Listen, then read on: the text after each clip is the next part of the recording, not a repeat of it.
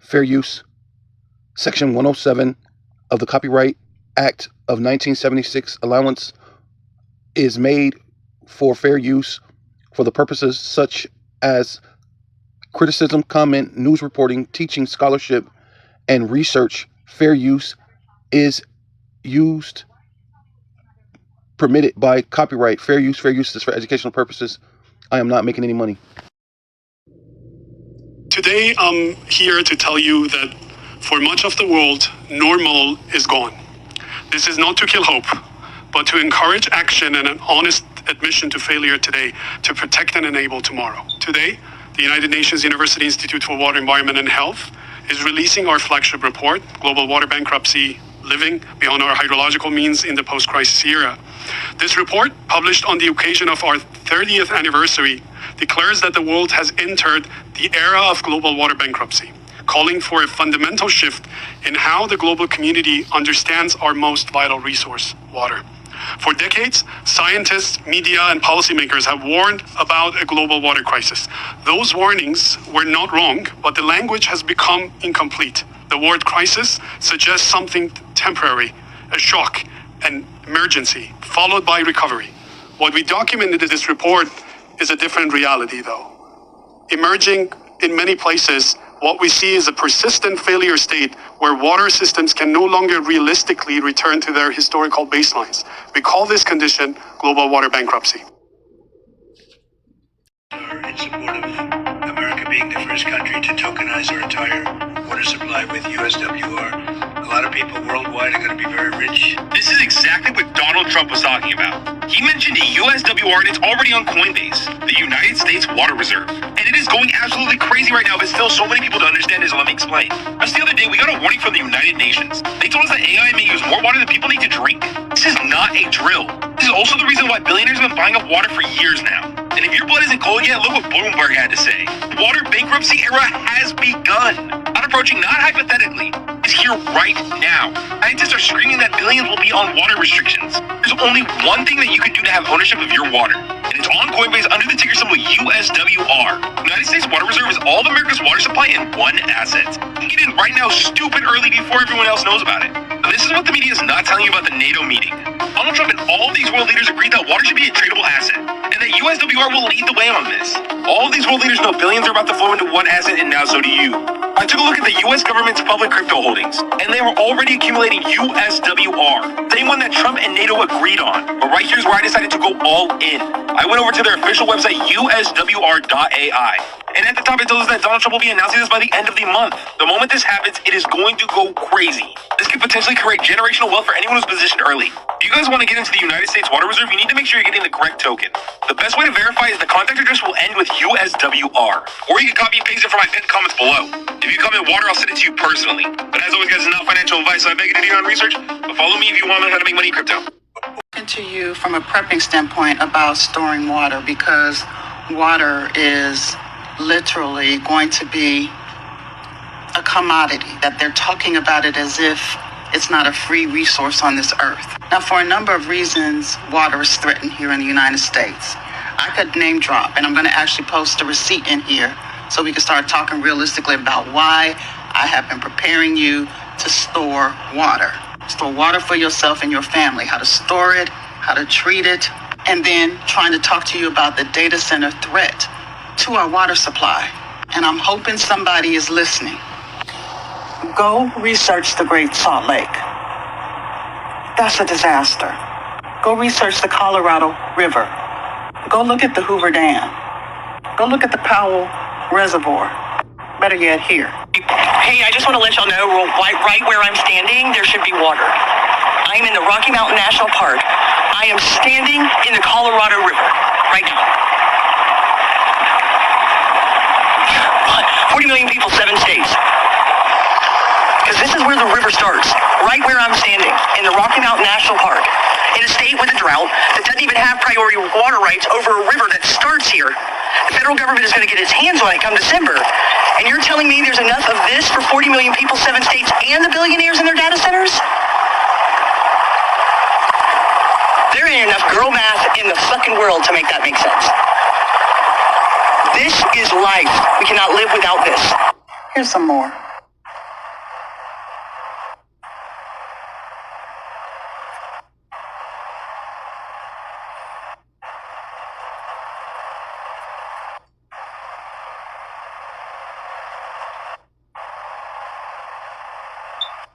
Here in my state, every time you see a body of water, a data center is going up right next to it. When I use the word commodity in economic terms, it's something that can be traded or used in the market because it has market values. It can be traded or sold at a price. When you have corporations dependent on a natural resource to run their operations, natural resource becomes a commodity. The operations can be run from offshore, where their resources available to them are unlimited or in sufficient supply. There are scientists that are telling us how to have data centers that do not require so much resource hoarding to cool its servers. But they are in a rush and they're not listening and they don't give a fuck about the environmental consequences because capitalism takes no prisoners. Capitalism is me versus you, winners versus losers. I'm just wishing the American people would wake the fuck up. I have a jar right here. This is the current drinking water in Morgan County, Georgia. Right after a data center was constructed, the metadata center was constructed, the only difference between the clean water and this was that data center. I have another one as well. So this wasn't just one well. These wasn't just one family's situation. This is what the drinking water now looks like next to that data center. And I think both of us can agree that neither one of these things are drinkable. These families now have to ship, in a rural area, have to ship water to their house in order to cook and bathe themselves. Now, I'm curious if the EPA plans any investigations on how data centers are affecting water quality and availability. I understand what you said about the rule, but are there going to be any open investigations on this issue? So as soon as I get back to the office, I will be looking into exactly what you've just talked about, because anywhere, whatever type of construction it is a priority to ensure that water quality standards established by EPA are being met. And so we'll be looking into that, certainly. I have a jar right here. Yeah, Barakatah Yahweh, Barakatah Yahweh Shai. All praises, all honor, and all glory. Kahaloyim Yahweh, Bahasham, Yahweh Shai, Bahasham, Rakha Kwadash. Double honor to the apostles and elders of Great Millstone who rule well and do well. To the elder apostles, bishops in Connecticut, the bishops, the preachers, the teachers, the evangelists in the four winds, preaching in truth and in sincerity, risking your lives more now than ever. The hopeful elect, Shalom. To the Israelite foreigners whose phenotype may look like another nation, but bloodline goes back to Israel through your father and have come back to the fold. Shalom. To your sisters, you are them who listen and learn under your husband, which is your spiritual leader, with meekness and with silence. This is your brother Aram, Yahweh, with the lesson. Yeah, so this is Revelation chapter 16, verse 12. And the sixth angel poured out his vial upon the great river Euphrates, and the water thereof was dried up, right? So you have the basically Euphrates drying up, which is basically that the area of Yahweh Shabbat, right? It's the valley of decisions, right? The mountain of troops, where World War III is to be fought, right? It says that the way of the kings of the east may be prepared. So it's preparing for World War III, right? You know, so that way, you know, yeah, make ready for World War III. You know. Symbol in the Euphrates River. It's commonly known as an oxbow. You see the shape of an omega symbol right here. The omega means the end. Now, this was posted years and years and years and years ago by NASA. Now, obviously, water could have been put back in it, but I want you to hear me on this. Ultimately, when it does fully dry up, this is what's going to be shown.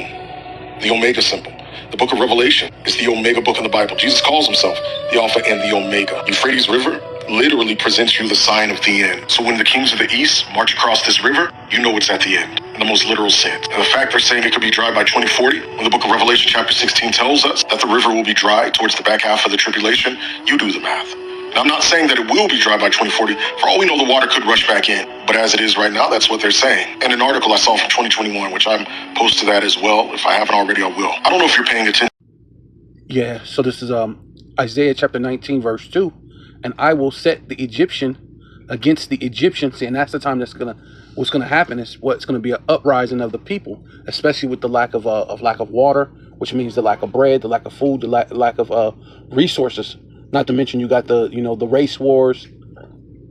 You got the division that they have between the man and the woman, and you just got all sorts of division. But the main thing is the provision, right? The food, and that's gonna be the overall thing. But you do got the race wars, and so and basically whether you so-called black or white, right?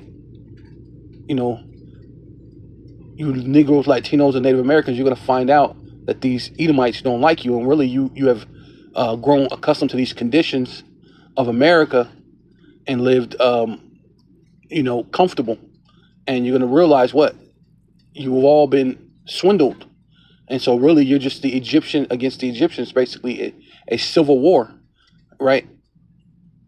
They shall fight everyone against his brother, and everyone against his neighbor. See, and even if you're not related, if you're not the same a nationality, you're still gonna fight against your neighbor. So there's gonna be race wars and just fighting against just your regular neighbor. You may be the same race, right? For the lack of bread, lack of food, things are gonna happen. City against city, and kingdom against kingdom, because we're in the time of World War III, right? And that's what we're headed towards.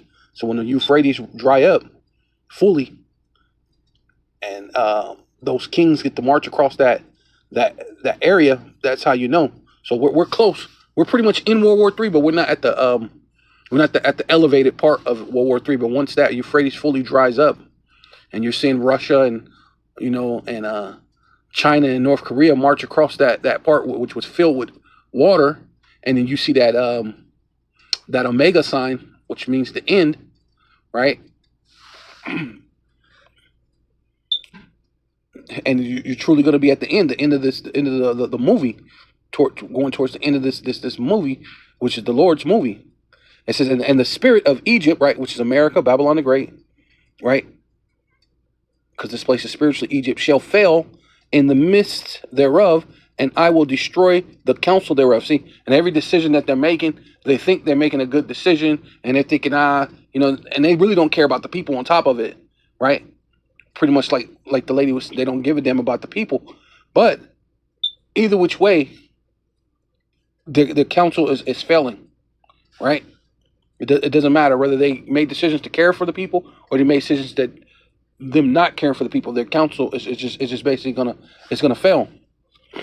It says thereof, and it says and they shall seek to the idols, right? They're gonna start praying to these different gods and idols and stars and moons and quasars and demons, and trying to figure it all out.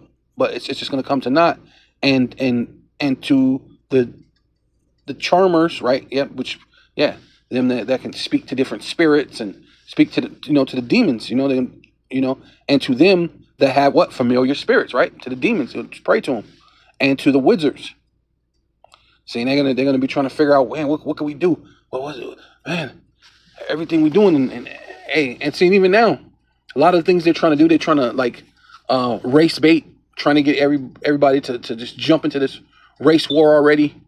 Because they're ready, but it's not going to be ready until the Most High's ready. And then when the Most High's ready, you ain't going to be ready. Your counsel is going to fail, right?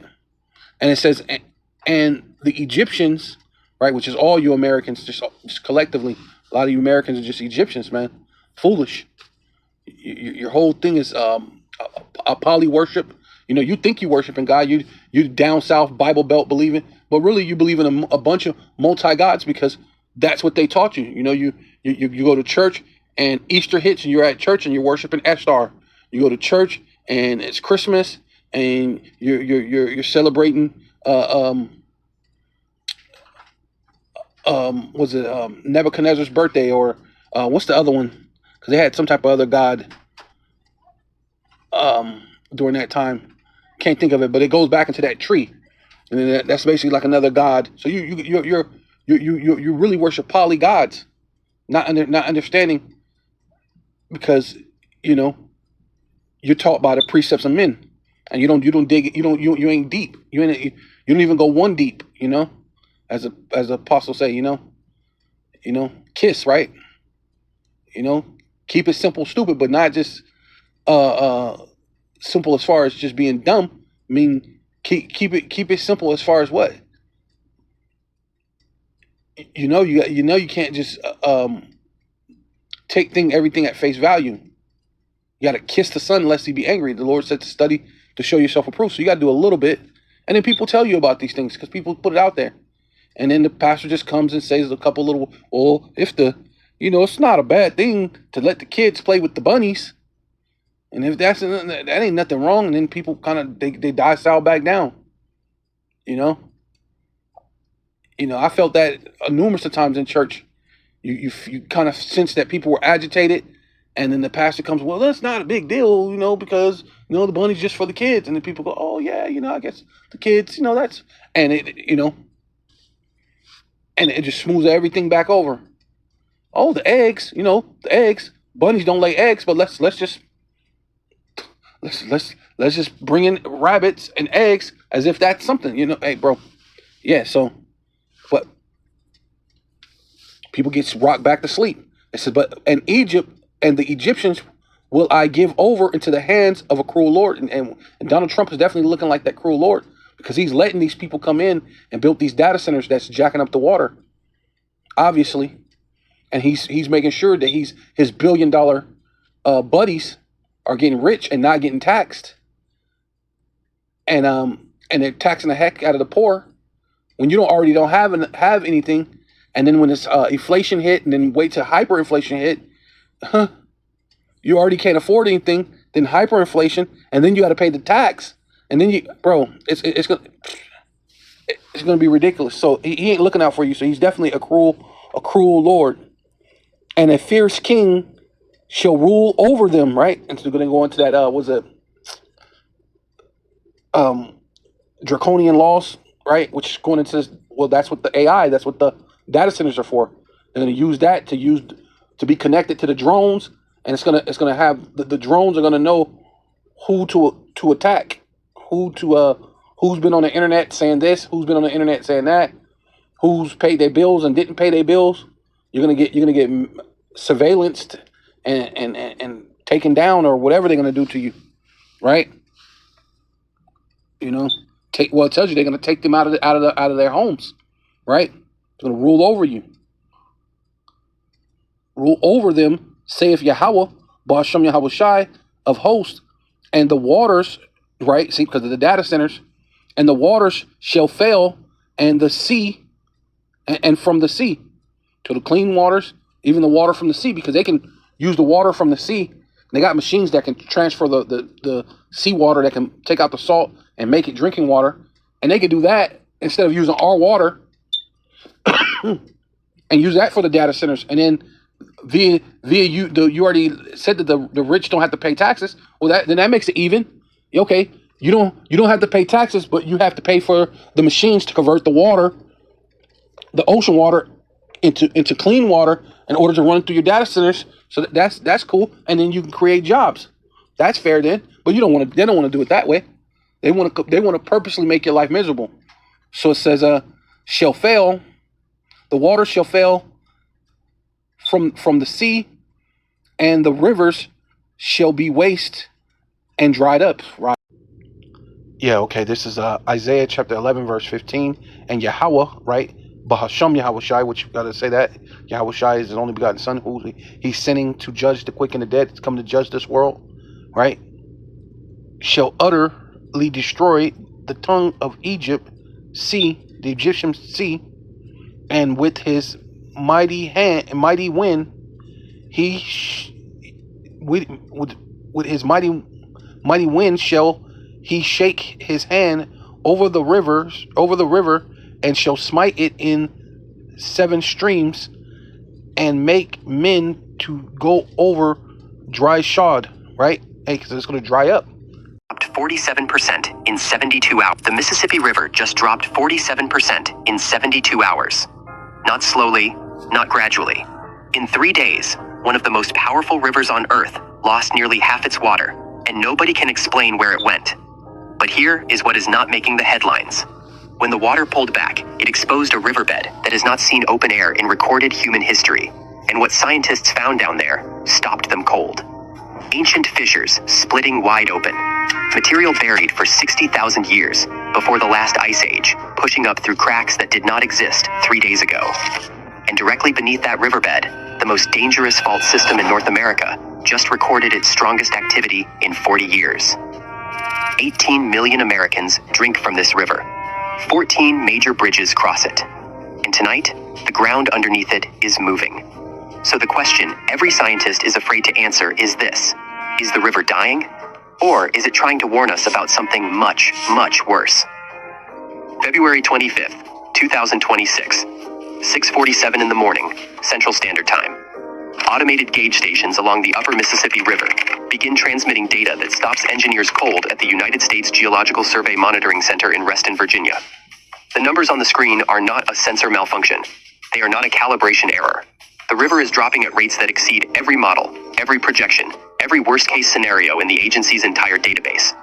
By 7:15, the Memphis gauge station confirms what upstream sensors have been screaming for hours. Water levels at Memphis have fallen 19 feet in 72 hours. The reading represents a 47% reduction in flow volume.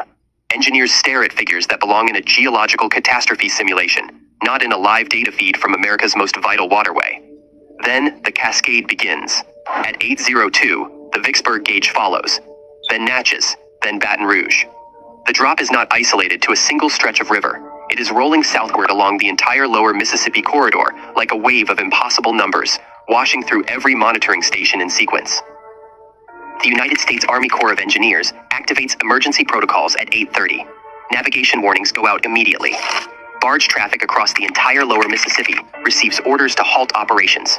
Port operators in New Orleans begin urgent assessments of water intake infrastructure as the river that supplies drinking water to over 18 million Americans continues its catastrophic retreat. By noon, the scope of what is happening. Yeah, so I just put in Google, because we know that America, by faith, we believe America is spiritually Egypt. This is just how we believe, how we see this thing. And, not that it's ancient Egypt, but it is spiritual Egypt. The place that is spiritually called Sodom and Egypt, which that's in the scriptures, one of the things we go by. But I just read you another one too, because it talks about,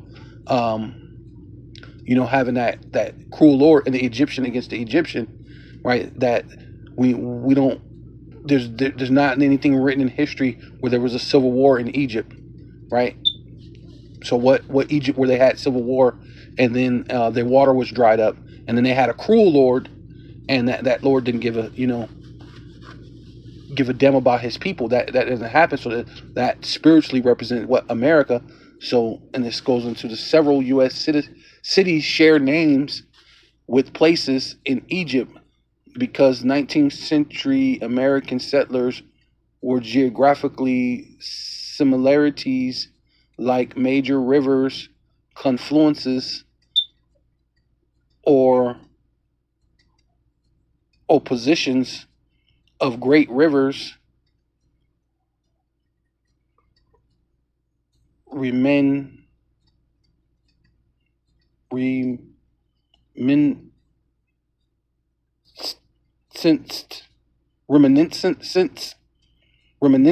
if I'm saying it right, reminiscent of the Nile, notably.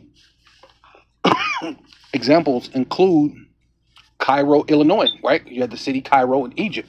So you have Cairo, Illinois, named after Cairo, Egypt, due to its location. See, and these are people, they was like, oh, this is kind of like, why? Because the Mississippi, I guess it tells you, meeting of Ohio and the Mississippi River. And that's just where Cairo in Egypt, the rivers, there were two rivers that ran, and it ran right by, and they say, oh, this is kind of like Egypt. So we're gonna name this Cairo. This is just like Egypt, right? Where the river runs through, where the Mississippi River runs through. It runs into a river that runs right by Ohio. So right where Ohio and Illinois comes in at and meets. So it's Cairo, Illinois. That's what it's basically what it's saying, right? And it's similar to what? To the Nile. See, and that's what it is. And then of course you have Memphis in itself, which is Tennessee. It says named after the ancient Egyptian capital because it was also settled on a major river bluff, the Mississippi. Right? See, so it's right off the Mississippi, just like how the Nile would go, in Egypt. See, showing you that when it's spiritual, but then even these geological people was like, oh wow, this is like Memphis. You know what? We're gonna name this place this because this is just right off the bluff and off the river, just like off the Egypt. And then they just systematically went through the whole thing and just because it reminds them of what? Of the Nile, right? It reminds them of Egypt. And then they said what? Alexander, right? Because you have the Alexander Egypt, which after the Greeks came in and conquered Egypt because it was basically Mizraim, and then when the Greeks came in, they conquered it and then changed it to the name Greek, and then named the city after Alexander. So Alexander the Great, which they named it, Alexander Egypt. So they came here, same people, same Edomites, and named it Alexander, Virginia. Right?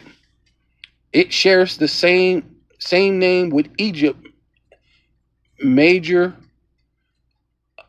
Mediterranean port, right? An economic hub, right? Yeah, see? And it says Cairo, Georgia. Cairo, right? Cairo, New York. Cairo, West Virginia, right? But the first Cairo is very significant because they said they named it that, right? Because the Mississippi goes right through it, pretty much. And if you look at how the Nile divided Egypt, it pretty much the Mississippi did the exact same thing, and it divided it and it made it a great place to farm. So you had farmlands, you had a lot of different things, which that's why a lot of those cities that went through Mississippi were very profitable cities because it made it better for like trade routes and different things. And Thebes, Illinois, after the ancient Egyptian city, also along the Mississippi, see, which goes through just like the Nile. That they named it because the Mississippi runs through, kind of like how the Nile ran through and split Egypt. Same thing the Mississippi does through America, and they're doing it all because it represented and it gave that feel, to them. So, that's just a quick little thing. Yeah, and because you got these this cruel Lord, who cares about the billionaires,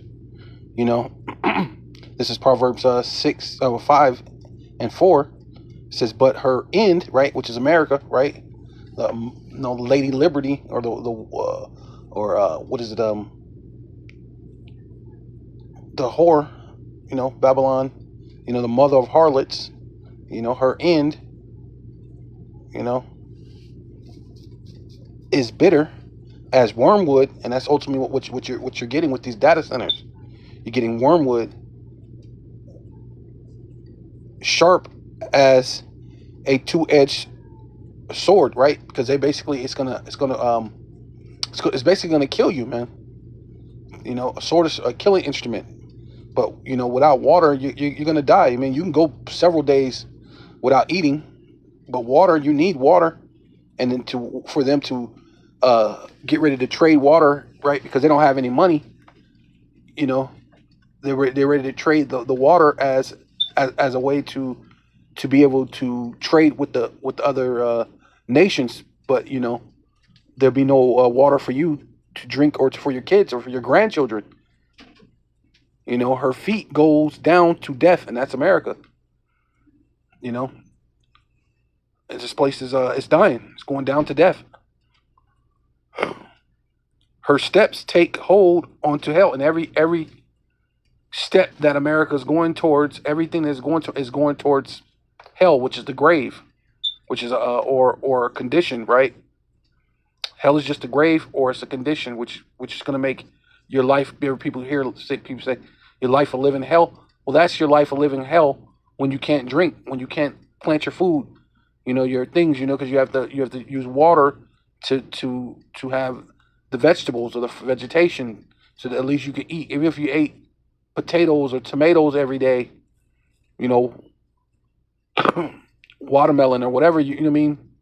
Beans, people make fun of you because you eat beans every day because you're poor. Oh, that's a Puerto Rican, a Mexican thing, or you're a poor black person. You just eat beans and eat chicken, and hey, but you're gonna be happy in that day when there's nothing, and that's all you got is beans and some chicken or some lentils and whatever. And you're a rich man that day. But without any of those things, you can't even grow the most simplest thing like potatoes or something. Yeah, so this is Lamentations, right? Lamentations, mournings, and woes, right? Lamentation meaning crying, bad conditions. You're crying. It's an evil time. Evil meaning a bad time. Lamentation meaning a bad time, ultimately, right? So Lamentations 4 and 9, they that be slain with the sword is better than they that are slain with hunger, right? Hunger or thirst, right? And basically you'll be both. You'll be hungry and thirsty, right? Because you could probably go without eating as long as you can get some good clean water. You'd be all right. I mean, you'd be, a little malnourished or whatever, but not as bad as not having any water on top of it. These pine away, meaning, you're starting to deteriorate. Your body starts eating the fat, and after it's done eating, it start eating your muscle. And even the little bit of water or whatever that's on your brain, it dissipates the water even on your brain. So now you're not even thinking clear because nothing's right the way it should be.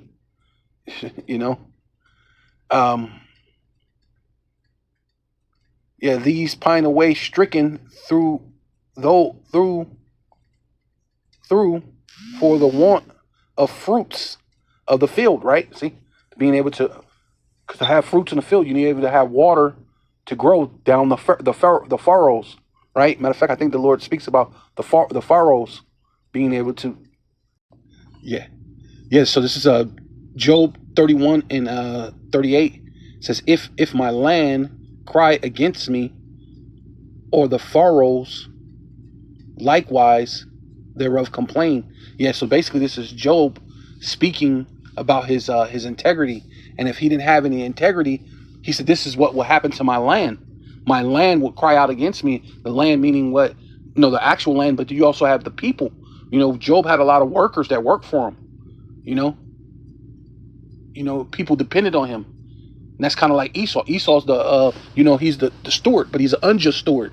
People depend on him to be the steward of the earth, but he's just looking at it like, hey, no, we're gonna give the billionaires a, they don't have to pay taxes, but on the other hand, we're gonna make sure they come in and build data centers and then make more money. Meanwhile, you're gonna pay more money to buy water.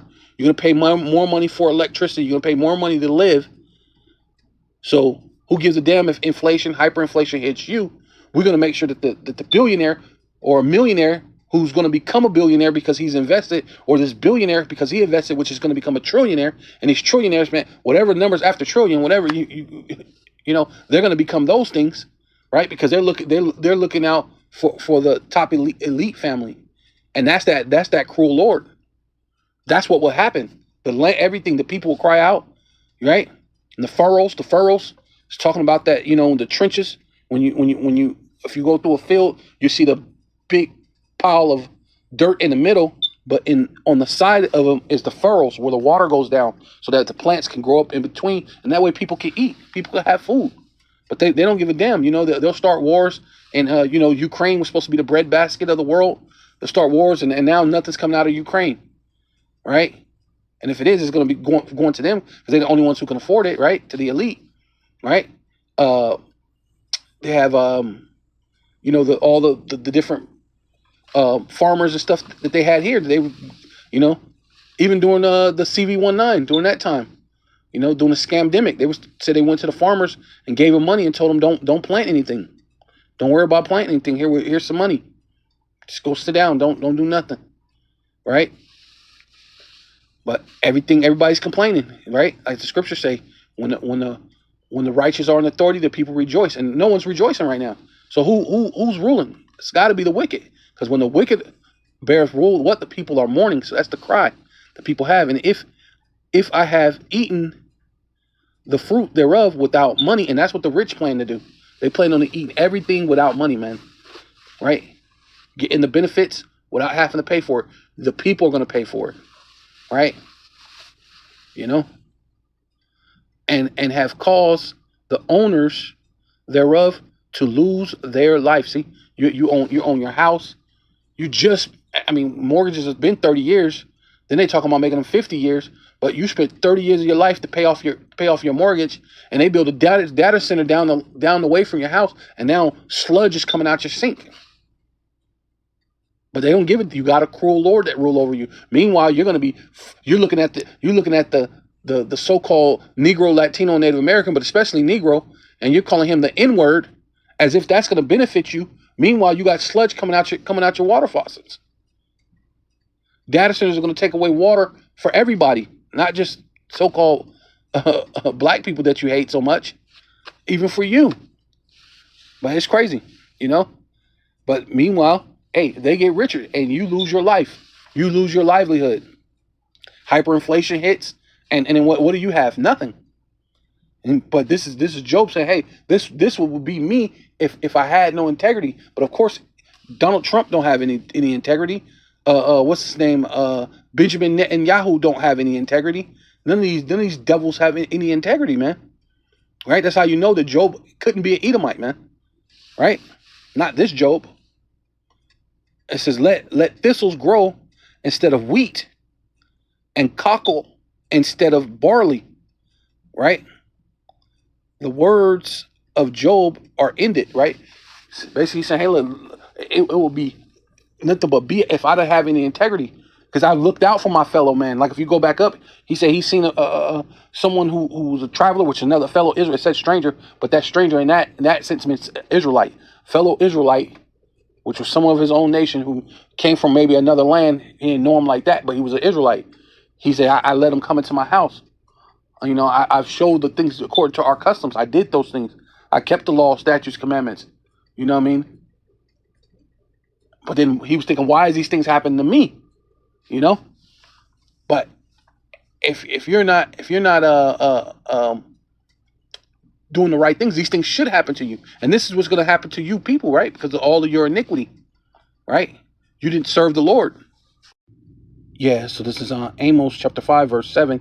Ye who turned judgment to wormwood and left off righteousness in the earth, right? And a lot of you left off from your righteousness, and so you turned judgment into wormwood, man. You mean, because judgment meaning the word of God, because it's known as water, right? You know, the living word, which is basically is known as water, wine, milk, meat, right? These are things that you need, right? Salt. These are things that you need. And this is a reference to the word of God, but a lot of you turned it into wormwood, right? You know, poison. It means nothing to you, right? You turned off from the righteous path of judgment and living the right way, right? Yeah, so this is Revelation chapter 8, verse 11. And it says, and the name of the star is called wormwood, right? Which that star is meaning, ultimately it's talking about the nukes, right? But we're facing wormwood before even the nukes, right? Because of these data centers, right? And just the conditions too, right? And then just like the way you people have respected the word of the Lord, you turned the word of the Lord, you know, into wormwood. So guess what? The Lord's going to actually give you literal wormwood, right? You see what that lady was holding in those bottles?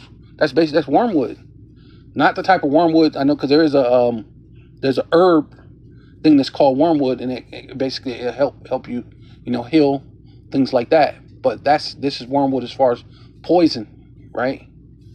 And it says, in the third part of the waters, right, shall become wormwood, which is not a good thing. See, and that's what they're showing you. It says, and many men died of the waters, because they were made bitter. See, not good. These making bitter waters, right?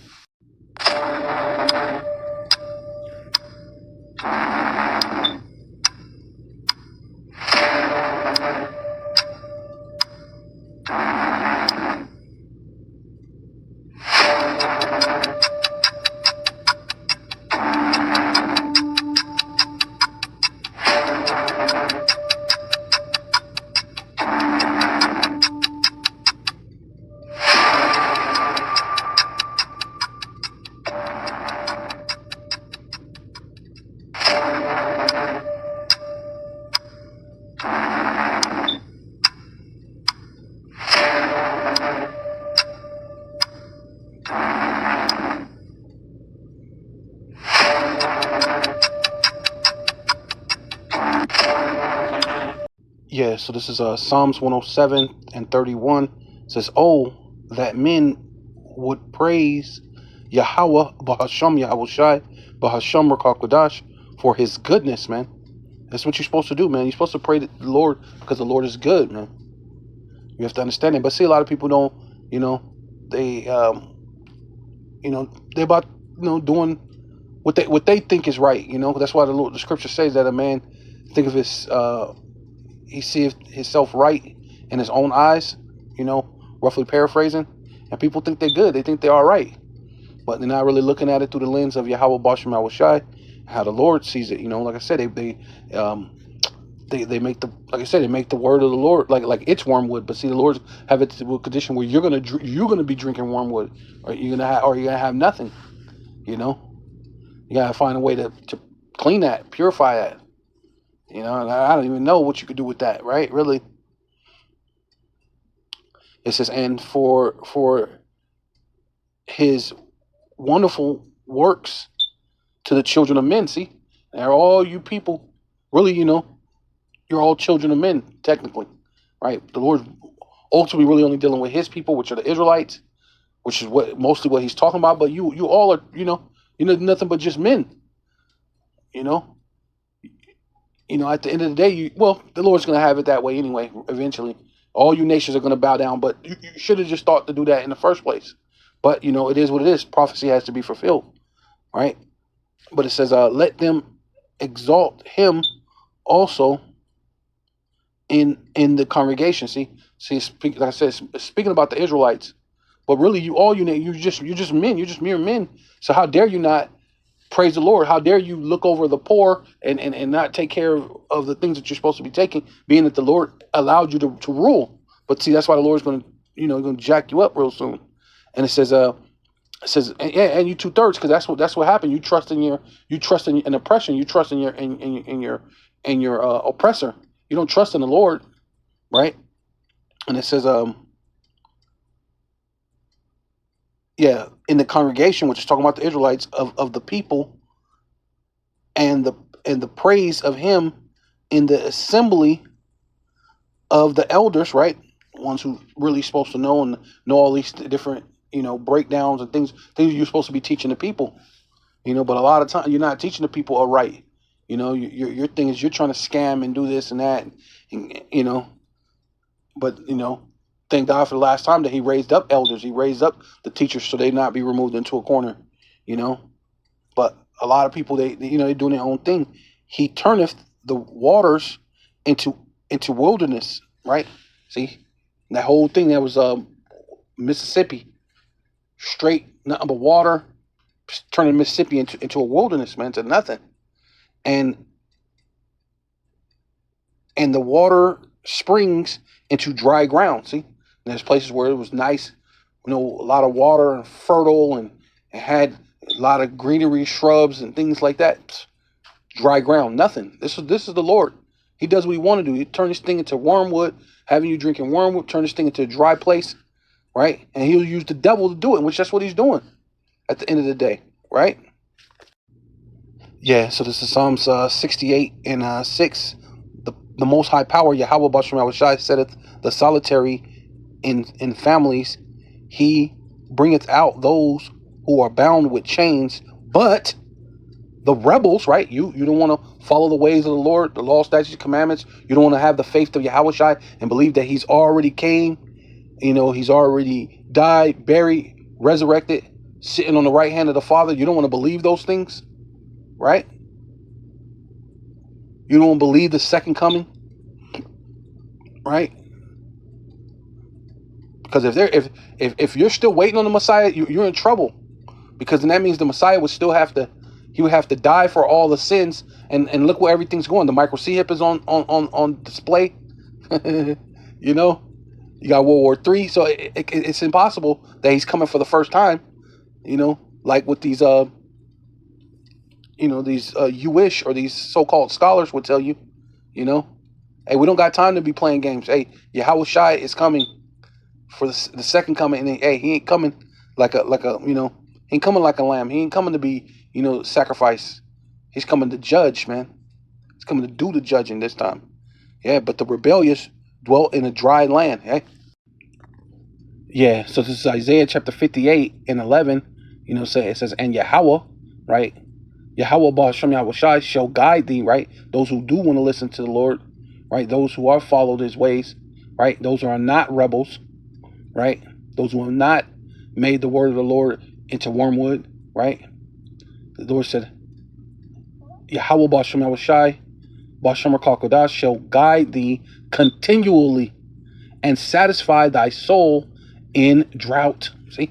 And that's what we got to worry about, man. We got to, hey, our whole thing, was it the brother Amawan Gabar said, he said, I'm putting all my eggs in one basket, so to speak, and that's what it is. We don't got a plan A, plan B, plan C, and that makes all the sense in the world, right? Right? We don't have no other plans. Hey, we was all on betting on black, so to speak, inside joke, but it says, in drought, and make fat thy bones, and thou shall be like a watered garden. See, and that's what we want to do. That's what he said about David. He said, I will sit you by green pastures, by rivers of water, right? That's what we want to be.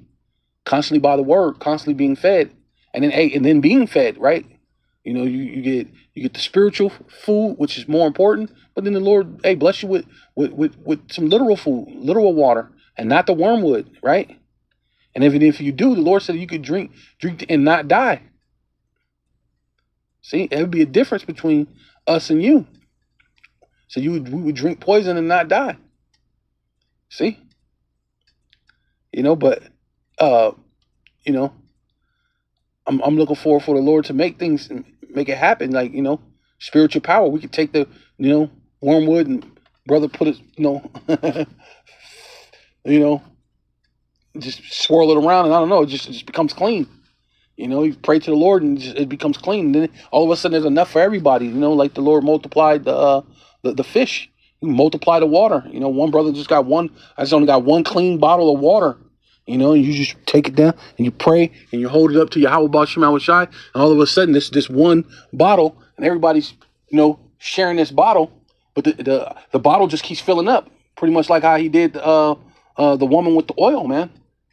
As long as she kept the man of the Lord at the house and everything was her oil kept filling up, man. I could just see that, just one bottle of water. Hey, we just all drinking this one bottle of water, and nobody's bugging out of why, or even thinking about, dang, we on our third or fourth day, and this is only a 20 ounce bottle. There ain't no way. And there's, and we're talking men, and now we got men, women, and children. Like how I was going to the scriptures, because when you do the count, it was saying they only counted the men. They didn't even count the children or the women. So when it had 5,000, and they fed 5,000 with the fishes and the loaves, They were only counting the men. That's not including, each man probably, let's just say on the average, each man had at least 4 children. Let's just say on the average, that was 5,000 people. So, each child just increased another 5,000. So that's, you know what I'm saying? So you're talking 5,000 men, that 5 went to 10 to 15, 20. You're talking 80,000, 90,000 people off of 2 fishes and 5 breads. Bro, you mean? You're talking 1 bottle of water and just passing it around between, 5 families or something, whatever, brothers the Lord put you around, or even if it's just your own family, just be you and your family, and you got a family of 5 or a family of 6 or even 8. Some brothers got children, some, you got, 10 children. 10 children plus you and your wife, that's a lot of heads. That's like 12 people. You know what I mean? You just pass around this little bitty old bottle, but I don't know. It just keeps replenishing. But nobody's even. You just, hey, the Lord get me through. You just worry about the next day, and you just wait a minute, and maybe the Holy Spirit hits you, be like, hey, that bottle ain't never, and you on like your 3rd or 4th day with this 20, and you ain't doing midget sips. You able to drink, and this thing is, man, bro. Call all you how about Shema Shai, Baba Kusha, Lord willing, right? And it says, and make fat thy bones, and thou shall be like a water garden, like a spring of water, whose water fail not. See, wow. Yeah. So this is Jeremiah chapter 31 verse 12. It says, therefore they shall come and sing in the heights of Zion, right? See, Zion meaning memorial, or Taziawan meaning memorial, should I say? And right, so basically the Lord is going to remember us in that time where His servants shall eat, His servants are going to drink. And it says, and I shall flow together the goodness of Yahweh, Basham Yahushai, for wheat, right? See, I'm going into that word, for wheat, right? It's bread, right? For wheat, for wine, for oil, right? For the young of the flock, right?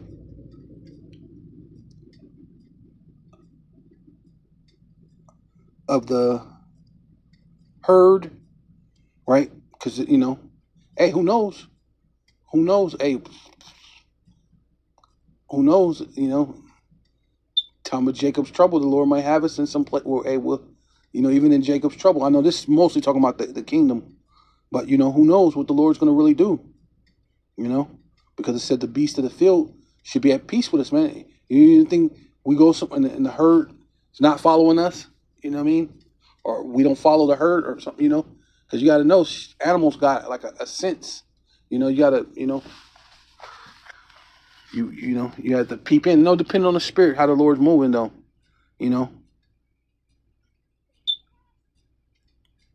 It says, in their soul shall be as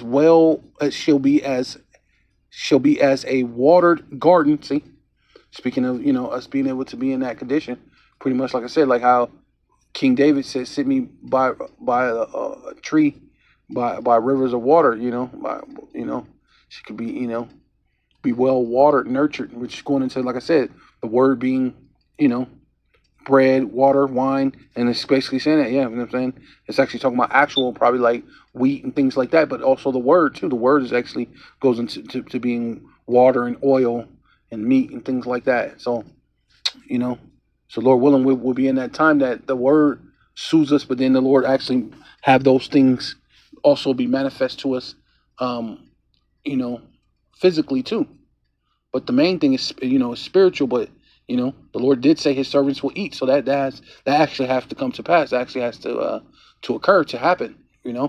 So it says, as watered garden, as a watered garden. That's talking about us. Spiritual alertness, satisfaction. which is gonna, allow you to be satisfied, and they shall not be sorrow, and they shall not sorrow anymore at all. See, and that's hopefully what, Lord willing, where we're headed to. That there's no more sorrow at all, because the Lord's gonna wipe away, our tears and things like that, and the thing, have that. The main thing is our body being changed, because once we have that new body, it's all over with.